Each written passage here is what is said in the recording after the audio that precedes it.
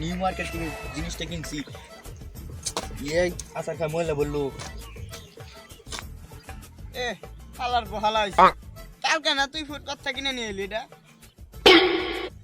সবসময় সত্যি কথা বলা লাগে না। আমার কাছে কইস আসি পাবলিকের সামনে কিন্তু এই কথা কইস না, নাহলে তোর খেতে ফালাই পিছন মেরে দেবো আর মুখ দেখে খেতে পারবি না। চল তাহলে বাজার দিকে যা, চা খাই আসি।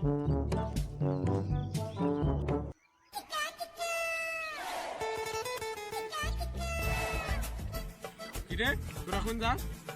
আরে ভাই কইস না, অফিসে একটা ইমার্জেন্সি কাজ পড়ে গেছে। আরে ভাই ইমার্জেন্সি না তো, ইমার্জেন্সি কাজ পড়ে গেছে তাই ক। ওইলো একই। তোর আবার ইমার্জেন্সি কাজ কিসে?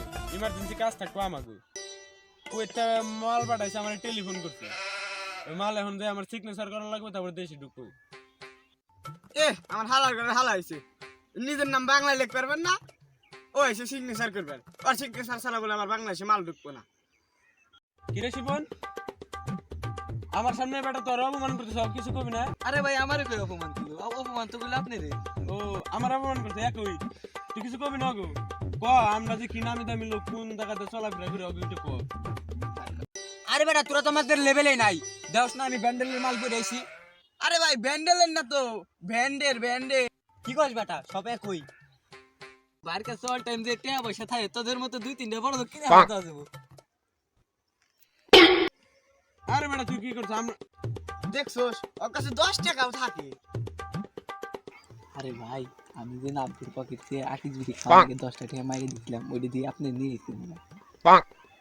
ও মাইরা দিছেন তাই তো? হট বেটা, তোর টাইম মেরে দিছি মানে তুই মনে মনে বলে আমার পকেটে ছেড়ে দিস।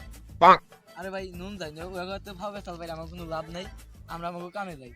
নো যাই।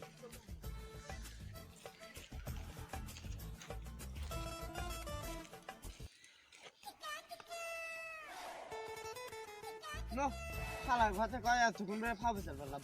নো আমরা আমাকে কামে যাই। নো